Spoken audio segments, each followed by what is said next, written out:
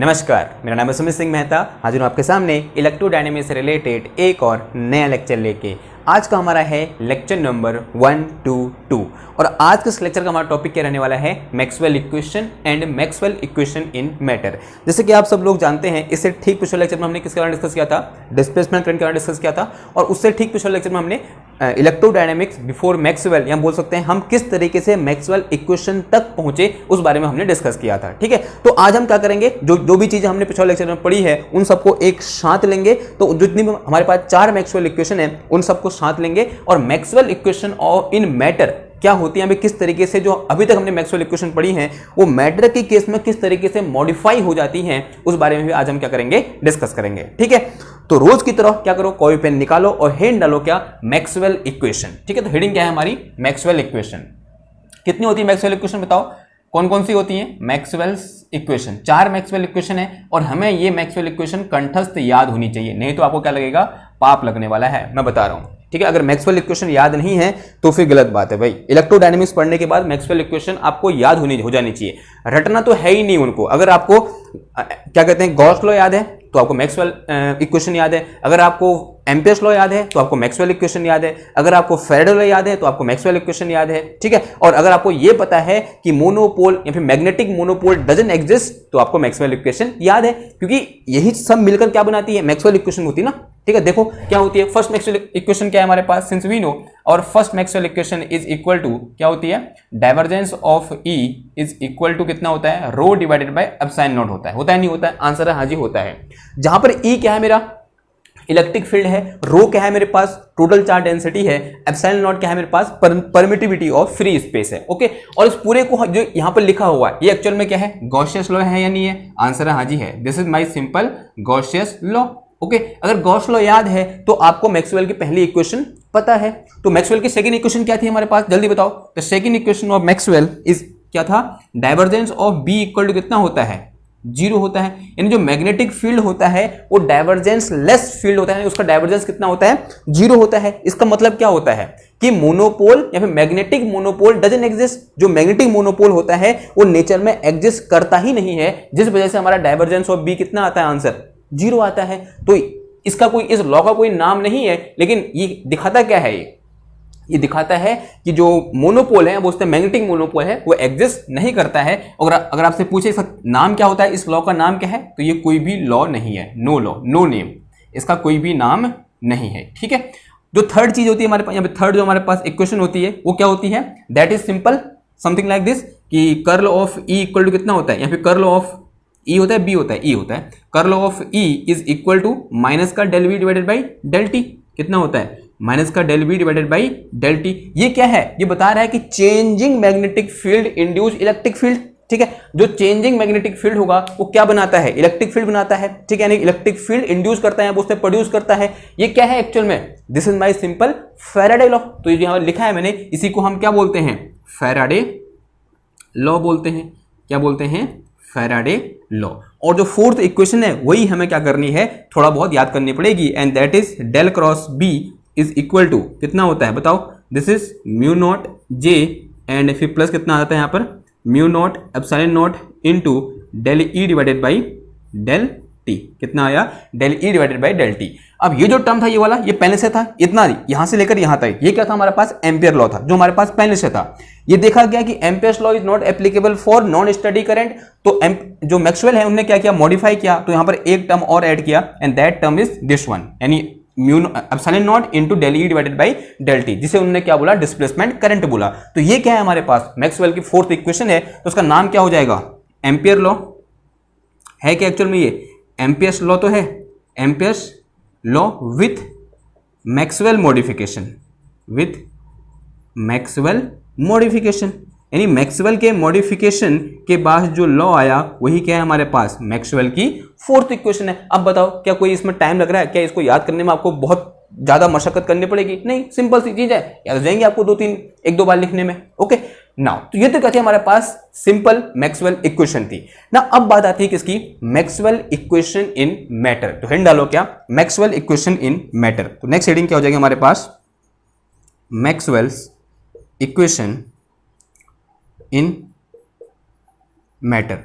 ठीक है, नाउ अब देखो अगर हम ऊपर वाली इक्वेशन को ध्यान दूं, ये जो इक्वेशन है कहां से आई, this is come from electrostatic, ये कहां से आई हमारे पास, ये तो ऑल ओवर, यानी जो ये क्या है यूनिवर्सल सत्य है, यानी सार्वभौमिक सत्य है, ये हर जगह एप्लीकेबल होता है। कौन सा वाला, ये वाला। ये जो चीज है कहां से आई मेरे पास, ये इलेक्ट्रोमैग्नेटिक इंडक्शन से निकल के आई। ये चीज कहां से आई ये चीज कहां से निकल के आई, ये हमारे पास मैग्नेटोस्टेट से निकल के आई। ठीक है, तो हमने मैटर के बारे में डिस्कस एक बार इलेक्ट्रोस्टैटिक में किया था और एक बार कहां किया था हमने, मैग्नेटोस्टेट में किया था। हमने पढ़ा था कि जब हम किसी मैटर को या फिर मटेरियल को इलेक्ट्रिक फील्ड में रखते हैं तो वहां पर क्या होता है, और हमने ये भी पढ़ा था कि जब हम किसी एक मैटर को कहां रखते हैं, मैग्नेटिक फील्ड में रखते हैं, तब वहां पर क्या होता है। हमने ये पढ़ा था कि जब भी किसी मैटर को हम इलेक्ट्रिक फील्ड में रखते हैं तो वहां पर क्या होता है, पोलराइजेशन होता है, या बोलते हैं इलेक्ट्रिक पोलराइजेशन होता है, जिस इलेक्ट्रिक पोलराइजेशन की वजह से उस मटेरियल में या उस मैटर में क्या आ जाता है, कुछ चार्ज आता है, जिस चार्ज को हम क्या बोलते हैं, बाउंड चार्ज बोलते हैं। ठीक है, अगर आपको थोड़ा बहुत याद है तो आपके दिमाग में वो बात घुस रही होगी जो मैं कह रहा हूं। ओके, और जब हमने क्या किया, किसी एक मैटर को या मटेरियल को हमने एक्सटर्नल मैग्नेटिक फील्ड में रखा तो वहां पर क्या होता है, मैग्नेटाइजेशन होता है, या बोल सकते हैं मैग्नेटिक पोलराइजेशन होता है, जिसे हम मैग्नेटाइजेशन भी बोलते हैं।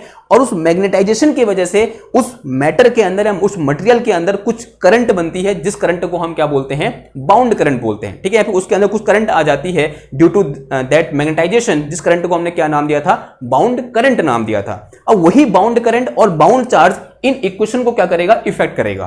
जो मैक्सवेल की जो इक्वेशन हमारे पास पहले से है उन इक्वेशन को क्या कर देगा, थोड़ा बहुत चेंज कर देगा ना। अब एक बार ध्यान से देखो, कौन कौन सी इक्वेशन में हमारे पास करंट और चार्ज वाली बातें आ रही हैं। इस इक्वेशन में क्या कोई करंट और चार्ज जैसी बातें हैं, नहीं। क्या इस इक्वेशन में कोई करंट और चार्ज जैसी बातें हैं, नहीं। किसमें, देखो यहां चार्ज है और यहां क्या है, करंट है। यहां पर क्या है, ये करंट J है और यहां पर मेरे पास क्या है, चार्ज B है। तो इस इक्वेशन 1 और इक्वेशन 4 में क्या आएगा, मॉडिफिकेशन आएगा, जब हम किसकी बात करेंगे, मैक्सवेल इक्वेशन इन मैटर की बात करेंगे। और वही मॉडिफिकेशन क्या होगा, हमें क्या करना है, देखना है। अब देखो सबसे पहले बात करते हैं कहां पर, इन इलेक्ट्रोस्टैटिक। किसकी बात करें, अगर हम इन इलेक्ट्रोस्टैटिक की बात करें, इन इलेक्ट्रोस्टैटिक, जब भी हम क्या करते हैं, किसी मटेरियल को या फिर मैटर को कहां रखते हैं, इन electric field, matter in electric field. और जैसे हमने मैटर को इलेक्ट्रिक फील्ड में रखा तो वहां पर क्या हुआ, पोलराइजेशन हुआ। क्या हुआ, पोलराइजेशन हुआ नहीं हुआ, पोलराइजेशन। जैसे हमने मैटर को इलेक्ट्रिक फील्ड में रखा, पोलराइजेशन P हुआ, and this polarisation P is represented by capital P। ठीक है, और पोलराइजेशन की वजह से वहां पर क्या आया, बाउंड चार्ज आया। आया नहीं आया, आंसर है हाँ जी आया। क्या आया, बाउंड चार्ज आया। ठीक है, and that bound charge and density of that bound charge is written as, या बोल सकते हैं उस बाउंड चार्ज की जो डेंसिटी थी वो क्या थी, बताओ, यहां लिखूं। ठीक है, आप ऐसे नीचे को लिखते रहना, तो बाउंड चार्ज के नीचे ऐसे एरो लगाना, उसके नीचे लिखना क्या, बाउंड चार्ज डेंसिटी। क्या थी हमारे पास, बाउंड चार्ज डेंसिटी। और बाउंड चार्ज डेंसिटी हमने कितनी डिफाइन की थी, हमने कुछ ऐसे डिफाइन किया था कि रो बी इज इक्वल टू कितना था, माइनस का डाइवर्जेंस ऑफ पी था, जहां पर P क्या है, पोलराइजेशन है। This is my bound charge. ठीक है ना, बाउंड चार्ज डेंसिटी बोल सकते हैं, सिंपल बाउंड चार्ज भी बोलते हैं कभी कभी। और मोर प्रिसाइजली हम क्या बोलेंगे इसको, bound charge density which is equal to minus का डाइवर्जेंस ऑफ पोलराइजेशन। ओके, ये हमने पढ़ा हुआ है, हाँ जी हमने पढ़ा हुआ है। ठीक है, तो यहां पर एक एक्स्ट्रा बाउंड चार्ज डेंसिटी आ गई। एक तो हमारे पास थी कौन सी वाली, free charge density. Free charge density होगी तभी तो यहां पर क्या आएगा, बाउंड चार्ज आएगा ना। तो फ्री चार्ज हमारे पास था और एक और नया आ गया, तो यहां पर टोटल चार्ज डेंसिटी कितनी होगी, अगर मैं यहां पर क्या निकालूं, total charge density rho equal to निकालूं, then this will be equal to कितना हो जाएगा बताओ, टोटल चार्ज डेंसिटी, टोटल, इसके नीचे ऐसे लिख करके लिखना, टोटल चार्ज डेंसिटी कितना हो जाएगा, this rho equal to rho free plus कितना हो जाएगा, ये रो बाउंड हो जाएगा। रो फ्री का मतलब क्या हुआ, वो चार्ज जिसकी वजह से यहां पर पोलराइजेशन हुआ, जिसके इलेक्ट्रिक फील्ड में हमने ऑब्जेक्ट को रखा हुआ है, यानी बोल सकते हैं जिस चार्ज को हम कंट्रोल कर सकते हैं उसे हम क्या बोलते हैं, फ्री चार्ज बोलते हैं, और जिसे हम कंट्रोल नहीं कर सकते हैं उसे हम क्या बोलते हैं, बाउंड चार्ज बोलते हैं। ठीक है, ऐसा मतलब ये बोलेंगे कि बाउंड चार्ज को हम कंट्रोल नहीं कर सकते हैं, फ्री चार्ज को हम कंट्रोल कर सकते हैं। ठीक है, आई होप आपको बात समझ में आ रही है कि अगर आपने पिछला लेक्चर देखे हैं तो आपके लिए ये कोई भी टफ काम नहीं है। आप अगर मैं इसको आपको नहीं बताता तब भी आप इसको क्या कर लेते, सॉल्व कर लेते। ठीक है, तो यहां पर जो मेरे पास रो है, जो इस इक्वेशन में रो है, उसको जो क्या आ जाएगा मेरे पास अभी, रो फ्री प्लस कितना आ जाएगा, रो बाउंड आ जाएगा। ठीक है, अभी रखेंगे, फिलहाल के लिए इसको यहां पर क्या कर दो, ऐसे बंद कर दो। तो जैसे हमने क्या किया, इलेक्ट्रोस्टैटिक में किसी एक मैटर को एक्सटर्नल इलेक्ट्रिक फील्ड में रखा तो वहां पर जो नेट बाउंड चार्ज जो नेट चार्ज हुआ वो क्या हो गया, free charge plus bound charge हो गया। ठीक है, सेम केस कहां होता है, मैग्नेटोस्टेट में होता है। कहां होता है, इन मैग्नेटोस्टेट। तो देखो नाउ सेकंड केस कहां जाएगा, इन मैग्नेटोस्टेट, इन मैग्नेटो स्टेट। अब मैग्नेटो स्टेट में क्या होता है, हम क्या करते हैं, किसी एक मैटर को मैग्नेटिक फील्ड में रखते हैं, matter in magnetic field, matter in magnetic field. और जैसे किसी मैटर को या फिर मटेरियल को हम मैग्नेटिक फील्ड में रखते हैं तो क्या होता है, मैग्नेटिक पोलराइजेशन, जिसके लिए एक वर्ड क्या है, मैग्नेटाइजेशन। क्या हो जाता है वहां पर, मैग्नेटाइजेशन हो जाता है। क्या होता है, magnetisation. And this magnetisation is represented by capital M. किससे रिप्रेजेंट करते हैं हम उसको, कैपिटल एम से क्या करते हैं, रिप्रेजेंट करते हैं। ठीक है, तो मैग्नेटाइजेशन एम। ठीक, बात समझ में आई, ओके। और जैसे ही मैग्नेटाइजेशन होगा, ड्यू टू दिस मैग्नेटाइजेशन वहां पर क्या आती है, बाउंड करंट आती है। क्या आती है, बाउंड करंट। ठीक है, याद आ रहा है कुछ, क्या आती है वहां पर, बाउंड करंट आती है। अगर बाउंड करंट है तो उस बाउंड करंट की कुछ डेंसिटी होगी, that is known as bound current density. उसे हम क्या बोलते हैं, बाउंड करंट डेंसिटी बोलते हैं। आप इसके नीचे लिखते चलना। हाँ, तो due to this and the density of, यहां लिख दूं, चलो यहां लिखो यार, जब बोर्ड है तो उसका यूज करते हैं। ठीक, तो यहां पर क्या आएगा, बाउंड करंट आएगा, और बाउंड करंट की वजह से उस करंट की क्या होगी, कुछ ना कुछ डेंसिटी होगी, that is known as bound current density, bound current density. And this bound current density is given as JB, and JB is equal to कितना होता है, डेल क्रॉस M के बराबर होता है, जहां M क्या है, मैग्नेटाइजेशन है। ठीक है, M इज एक कैपिटल एम है। ठीक है, स्मॉल एम मत लिखना, स्मॉल एम क्या हो जाता है वहां पर, मैग्नेटिक डायपोल मूवमेंट हो जाता है। ठीक है, तो कैपिटल M क्या है मेरे पास, मैग्नेटाइजेशन है। And this is my bound current density. तो ये क्या है मेरे पास, यहां बाउंड करंट डेंसिटी है। ओके, नाउ इसका मतलब क्या हुआ, जैसे यहां पर एक सिंपल J करंट डेंसिटी थी, तो यहां पर एक तो क्या होगी, फ्री करंट डेंसिटी होगी, जिसकी वजह से यहां पर मैग्नेटिक फील्ड इंड्यूस हुआ होगा, या फिर जिसे हम कंट्रोल कर पा रहे होंगे, फ्री करंट डेंसिटी होगी। दूसरा क्या निकल के आई, ड्यू टू दिस मैग्नेटाइजेशन हमारे पास बाउंड करंट डेंसिटी निकल के आई। तो यहां पर टोटल करंट डेंसिटी क्या होगी, free current density plus bound current density. तो टोटल करंट डेंसिटी कितनी हो जाएगी यहां पर, तो ऐसा सब करने के बाद यहां पर जो टोटल करंट डेंसिटी हो जाएगी वो कितनी हो जाएगी, total current density J equal to क्या हो जाएगा, this J equal to J free करने का मतलब the current density of free current. Free current का मतलब जैसे किसी वायर में करंट फ्लो करा रहे हैं, जिसको हम कंट्रोल कर रहे हैं, उसे हम क्या बोलते हैं, फ्री करंट बोलते हैं। ठीक है, या फिर बोलते हैं जिसके मैग्नेटिक फील्ड में इस मटेरियल को रखा हुआ है, वो क्या है, फ्री करंट है। ठीक, एंड फिर प्लस कितना आ जाएगा यहां पर, JB आ जाएगा, प्लस कितना आ जाएगा, JB। तो this is my total current density. But this is not complete expression. यहां पर एक करंट डेंसिटी और आती है, वो होती है हमारे पास क्या, पोलराइजेशन करंट डेंसिटी, यानी क्या होती है, JP। Here we have another type of current density, या बोलते हैं another type of current, that current is polarisation current. अब भैया ये पोलराइजेशन करंट क्या है, अब ध्यान से देना बात को। जब हम बात करते हैं किसकी, पोलराइजेशन की, हमने ये देखा कि पोलराइजेशन की वजह से क्या होता है, कुछ चार्ज इंड्यूस होता है, सॉरी कुछ चार्ज बनता है, जिसे हम क्या बोलते हैं, बाउंड चार्ज बोलते हैं ना। अब यहां पर ये देखा गया, जैसे जैसे मैं पोलराइजेशन की वैल्यू को बढ़ाऊंगा, अगर मेरा पोलराइजेशन P टाइम के साथ क्या करेगा, इंक्रीज और डिक्रीज करेगा, बोलते हैं टाइम के साथ चेंज होगा। टाइम के इस पोलराइजेशन के टाइम के साथ चेंज होने से, ठीक क्या बोल रहा हूं मैं, पोलराइजेशन के चेंज होने से जो चार्ज है वो लीनियरली मूव करता है, या सिंपल बोलते हैं मूव करता है। जो बाउंड चार्ज होता है वो क्या करता है, मूव करता है। और उस बाउंड चार्ज के मूव करने से, जैसे बाउंड चार्ज मूव करेगा, अगर चार्ज मूव कर रहा है तो क्या इंड्यूस होगी, करंट प्रोड्यूस होगी।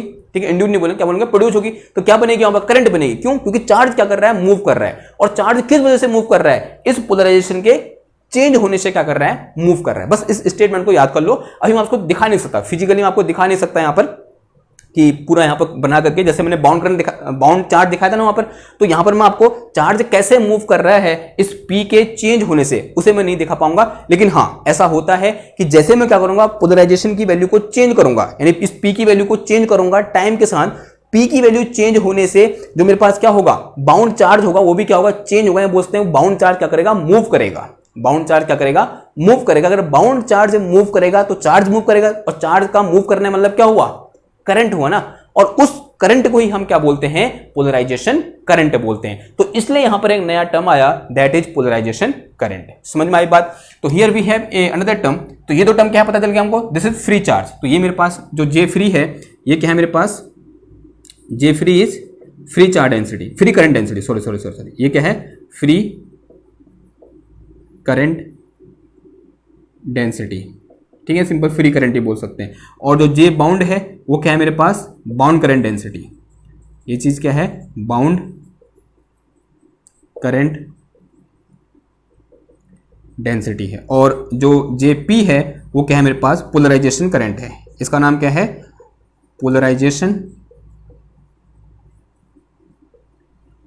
करंट। ओके, ना इसकी वैल्यू कितनी होती है, ये होती है। अब इसकी वैल्यू क्या होती है, जो जेपी होता है वो होता है हमारे पास, जेपी इज इक्वल टू, अब पोलराइजेशन पी चेंज हो रहा है तो del P divided by del t. This is my polarisation, this is my polarisation current. JP equal to कितना होता है, del P divided by del T. ये expression आपको याद रखना है। और इसके पीछे का रीजन मैंने आपको बता दिया कि जब पोलराइजेशन चेंज होगा, यानी पी की वैल्यू चेंज होगी, पी की वैल्यू चेंज होने से चार्ज क्या करता है, मूव करता है, बाउंड चार्ज मूव करता है। और उस बाउंड चार्ज मूव कर रहा है तो करंट प्रोड्यूस होगी, ऑब्वियसली बात है। तो that current is known as polarisation current. तो यहां पर एक नया टर्म हमको ऐड करना पड़ा, दैट इज जेपी। तो जो मेरे पास जे है, इस इक्वेशन में जे है, इसकी जगह मेरे को इतनी वैल्यू क्या करनी पड़ेगी, यानी ये चीज क्या करना पड़ेगा मेरे को, अब पुट करना पड़ेगा। जब हम क्या करूंगा, मैक्सवेल इक्वेशन इन मैटर को लिखने को जाऊंगा। ये बात समझ में आई, इतनी बात समझ में आई। अगर इतनी बात समझ में आ गई तो अब हमको जो चीज चाहिए वो एक ये चाहिए, और दूसरा जो मुझे चाहिए वो क्या चाहिए, एक ये चाहिए। अगर मेरे को ये दो चीजें पता है तो सिंपल क्या करो, इस इक्वेशन 1 और इक्वेशन 4 में, जहां इक्वेशन 1 में रो है उसको जो क्या लिख दो, रो फ्री प्लस रो बी लिख दो।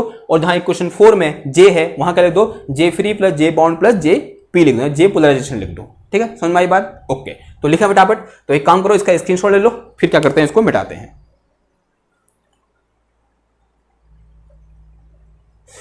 तो इसे मिटाओ यहां से।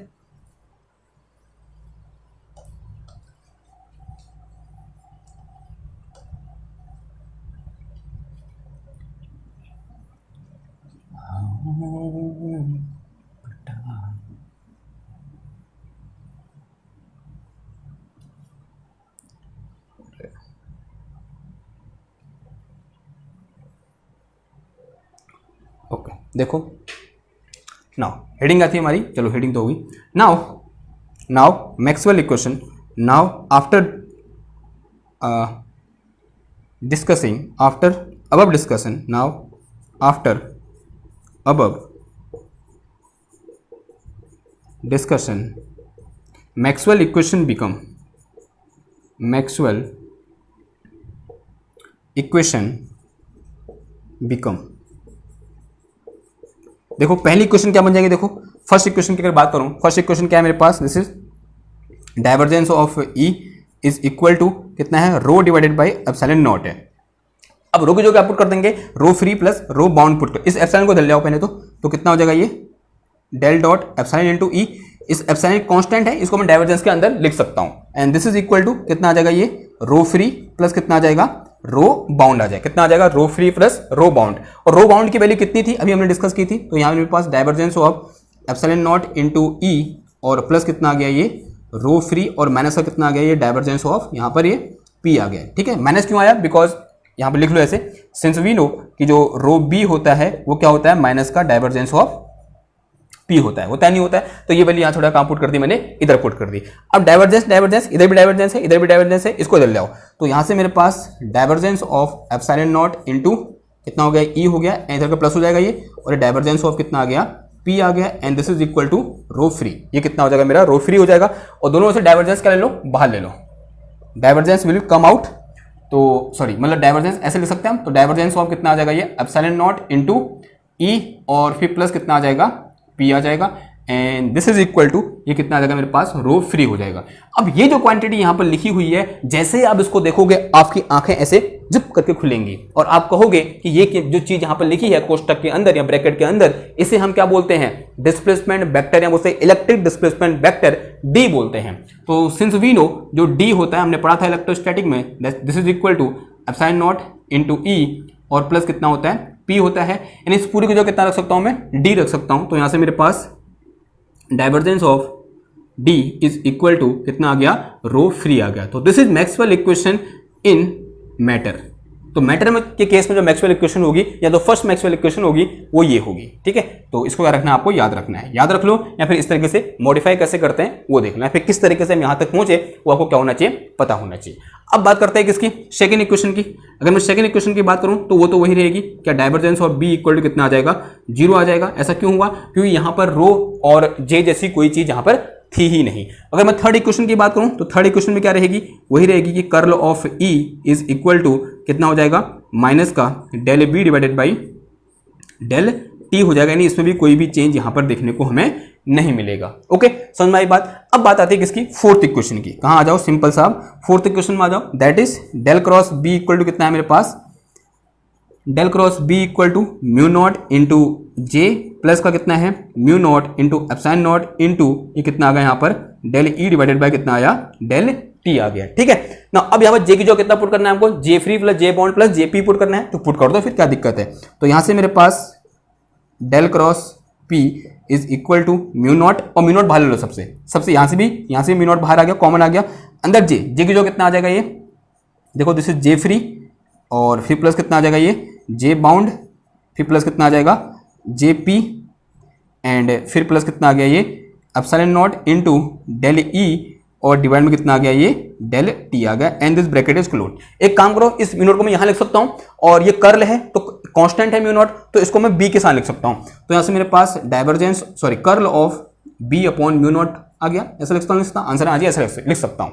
And this is equal to J free, तो जे फ्री रहा तो ऐसे रहने दो इसको, और डाइवर्जेंस ये मेरे पास क्या है, जेबी है, और जेबी की वैल्यू कितनी है, कर्ल ऑफ एम है, तो यहाँ कितना पुट कर देंगे हम, यहाँ पर सिंपल सा curl of M for magnetization, and फिर प्लस जेपी की जो वैल्यू है वो कितना है मेरे पास, देखो this is del P divided by del T है, जो जेपी की वैल्यू है वो कितना है, del P divided by del T है, और प्लस कितना आ जाएगा ये एप्सिलॉन नॉट इंटू कितना आ जाएगा del E divided by del T आ जाएगा, कितना आ जाएगा epsilon naught del E divided by del T. अब एक काम करो, कर्ल को एज को ले आओ, तो इसको उठा के इधर ले आओ, तो यहां से मेरे पास कितना निकल के आया, ये curl of B upon mu not, and minus कितना आ गया ये कर्ल ऑफ एम आ गया, and this is equal to ये मेरे पास क्या है यहाँ पर जे फ्री है, और फिर माइनस का देखो दोनों इधर दोनों ओर क्या है, टी की रिस्पेक्ट में डेरिवेटिव है, तो डेरिवेटिव को बाहर ले लो, ठीक है, इसको एक साथ लिख सकता हूं मैं डेरिवेटिव को, तो del B by del T of कितना आ जाएगा ये एप्सिलॉन नॉट इनटू ई, इसको मैंने पहले लिख दिया, इसे बाद में बीच में प्लस है कोई फर्क नहीं पड़ता, फिर प्लस कितना हो जाएगा यहाँ पर ये पी हो जाएगा, तो ये कितना आ गया यहाँ पर, ऐसा कुछ आ गया। अगेन देखो इसे देखकर आपकी आंखें फिर चौंकेगी, क्यों, because epsilon not into E plus P equal to कितना होता है, डी होता है, तो अगेन इसकी जो कितना पुट कर देंगे हम, डी पुट कर देंगे, तो मेरे पास क्या हो जाएगा, देखो मॉडिफाई होगा इक्वेशन,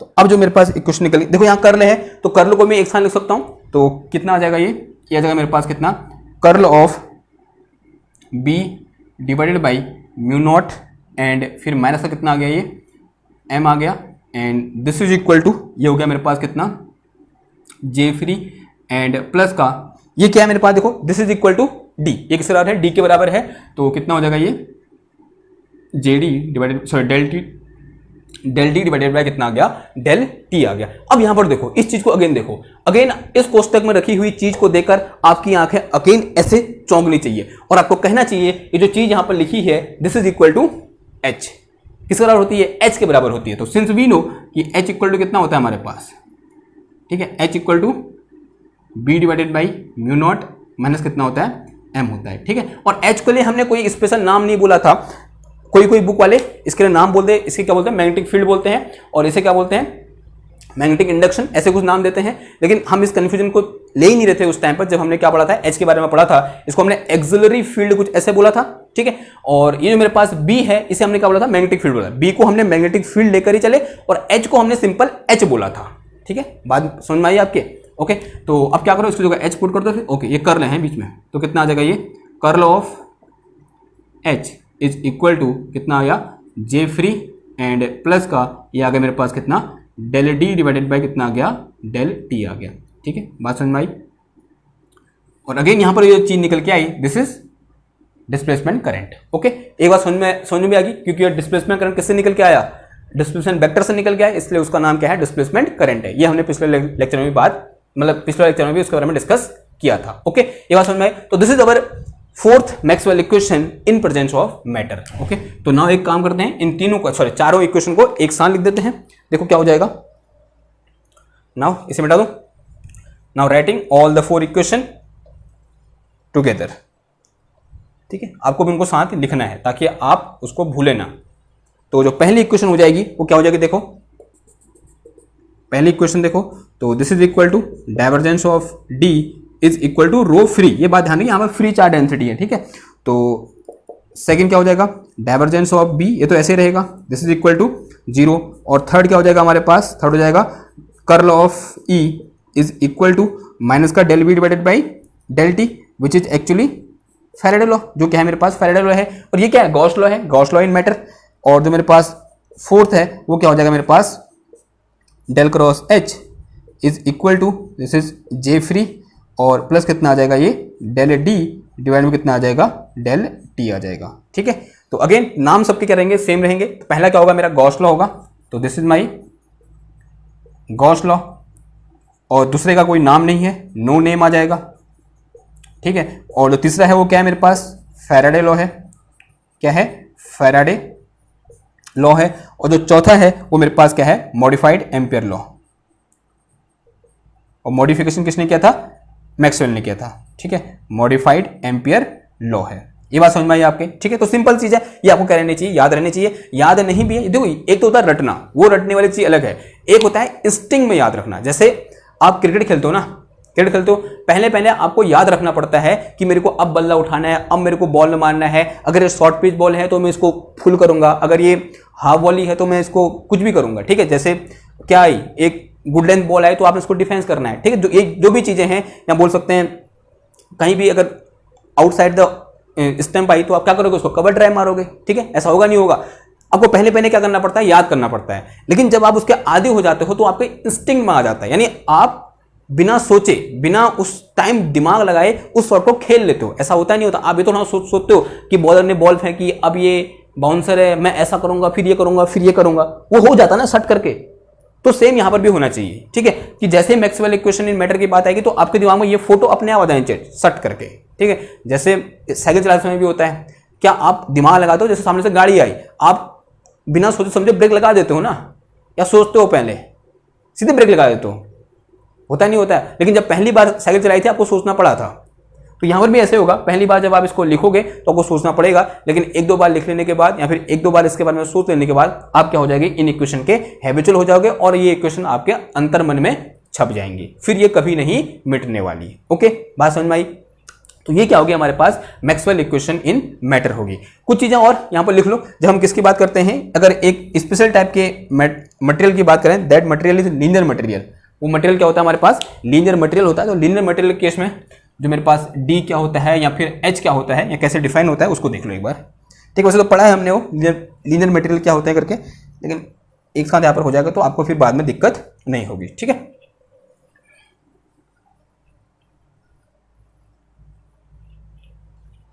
अगर हम बात करें किसकी, लीनियर मटेरियल, किसकी बात करें हम, लीनियर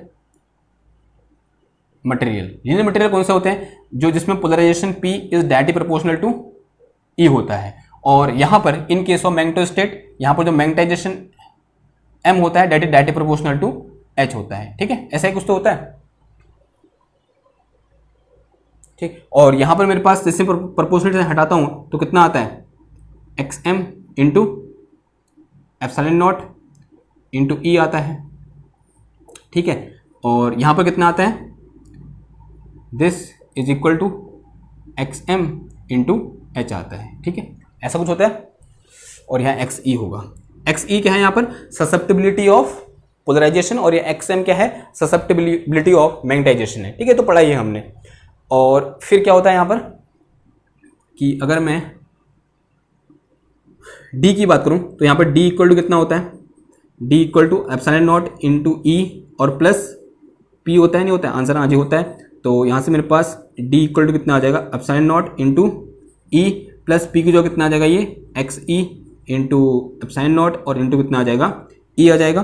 तो यहाँ से मेरे पास d इक्वल टू दोनों ओर से एप्सिलॉन नॉट बाहर आ जाएगा और e भी बाहर आ जाएगा, अंदर कितना बच जाएगा 1 प्लस एक्स ई, कितना आ गया 1 प्लस एक्स ई और इंटू कितना आ गया e आ गया। और ये जो चीज लिखी यहाँ पर this is permittivity of material, ये क्या होता है e होता है परमिटिविटी ऑफ मटेरियल, ठीक है।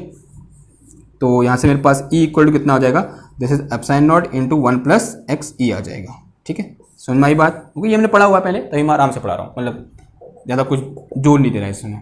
और यहाँ से कितना आ जाएगा देखो, तो हम एक चीज़ जानते हैं यहाँ से, क्या h इक्वल टू क्या होता है, h equal to B divided by mu not and minus कितना होता है m होता है। m की जो कितना आ जाएगा ये आ जाएगा, तो यहाँ से मेरे पास h इक्वल टू कितना आ गया b divided by mu not and minus कितना आए एक्स एम और इंटू कितना आया h आया, इसको इधर भेज दो, तो ये h ये कितना आ गया मेरे पास 1 प्लस एक्स एम आ गया and this is equal to b divided by कितना आ जाएगा म्यू नॉट आ जाएगा, ठीक है। तो यहाँ से मेरे पास b इक्वल टू कितना आ गया, यह है मेरे पास कितना म्यू नॉट इधर आ जाएगा, तो mu not into 1 plus X M और इंटू कितना आ जाएगा h आ जाएगा। तो ये कितना हो गया, this will be equal to कितना, क्या होता है permeability and permeability represented by mu, here mu is permeability, जो म्यू है वो क्या मेरा परमिएबिलिटी है एंड इसकी वैल्यू कितनी होगी 1 plus mu not into 1 plus X M होगी, ठीक है। बात समझ में आई। तो ये क्या हो गया हमारा यहाँ पर लीनियर मटेरियल। तो लीनियर मटेरियल केस में b इक्वल टू ये होता है और d इक्वल टू ये होता है, हमें पता होना चाहिए, ठीक है। तभी मैंने आपको रिवीजन टाइप करा दिया मैंने आपको, ओके। तो ये क्या हो गया हमारे पास मैक्सवेल इक्वेशन इन मटेरियल हो गया। अब यहाँ पर कभी कभी क्वेश्चन ये आता है, बच्चे क्वेश्चन पूछते हैं कि सर मुझे मैक्सवेल इक्वेशन का प्रूफ कराओ। क्या इन इक्वेशन का प्रूफ कराने को आपको जरूरत है? नहीं जरूरत है, क्योंकि इसका प्रूफ हमने पढ़ा हुआ है, इसका प्रूफ हमने पढ़ा हुआ है, इसका प्रूफ हमने पढ़ा हुआ है, इसका भी प्रूफ हमने पढ़ा हुआ है, यानी सारे इक्वेशन का प्रूफ हमने पढ़ा हुआ है। इसका प्रूफ तो हमने जब मैक्सवेल इक्वेशन स्टार्ट करी वहीं पढ़ा, जो मैक्सवेल इक्वेशन हमने स्टार्ट करी वही इसी का प्रूफ है वो, ओके। और इसका प्रूफ हमने जब फैराडे लॉ पढ़ा, ये हमने जब क्या पढ़ रहे थे, हम मैग्नेटो स्टेट पढ़ रहे थे, ये हम जब गॉस लॉ पढ़ रहे थे, ठीक है। लेकिन इन चारों लॉ की खूबसूरती क्या है कि ये किसी न किसी एक फिजिकल सिचुएशन से क्या करते हैं, रिलेट करते हैं। पहला वाला किससे रिलेट करता है? गॉस लॉ से। और गॉस लॉ किससे रिलेट करता है? कूलॉम्स लॉ से। कूलॉम्स लॉ जिंदगी में अब दुनिया में क्या करता है, एग्जिस्ट करता है। दूसरा क्या है मेरे पास, किससे रिलेट कर रहा है यहाँ पर कि मोनोपोल, मैग्नेटिक मोनोपोल एग्जिस्ट नहीं करता है, ये भी हमारे पास रियल लाइफ सिचुएशन से मैच कर रहा है। और तीसरा तो बहुत खतरनाक तरीके से कर रहा है कि changing magnetic field induce electric field, जो क्या है मेरे पास फैराडे लॉ है। और जो चौथा है वो भी कर रहा है यहाँ पर कि changing electric field induce magnetic field, okay. तो ये भी क्या करता है हमारे पास जो रियल लाइफ सिचुएशन है उससे मैच करता है। और ये चारों के चारे इक्वेशन के हैं अपने आप में बहुत लेजेंडरी इक्वेशन है, ठीक है। अब आने वाले लेक्चर में हम क्या करेंगे, इनके इंटीग्रल फॉर्म और भी छोटी छोटी चीजें हैं इनके बारे में, उन्हें क्या करेंगे, डिस्कस करेंगे। एक तो क्या होगा, इन सब का इंटीग्रल फॉर्म एक बार हम लिखेंगे और फिर हम थोड़ा सा आगे बढ़ेंगे और बात करेंगे किसकी, पॉइंटिंग वेक्टर की, ठीक है। और जो भी चीजें आएंगी देखते हैं कैसे बनता है हिसाब किताब। अभी मैंने बनाया नहीं लेक्चर प्लान तो मैं कुछ कह नहीं पा रहा, वैसे क्या आएगा वही आएगा कि इनका थोड़ा फिजिकल मीनिंग क्या होता है और इनका इंटीग्रल फॉर्म क्या होता है, ठीक है। उसी बारे में क्या करेंगे हम, डिस्कस करेंगे कब, नेक्स्ट लेक्चर में। तो आज के लिए बस इतना ही, मिलते हैं आपसे नेक्स्ट क्लास में एक और नए टॉपिक के साथ। तब तक के लिए थैंक यू, धन्यवाद, बाय बाय।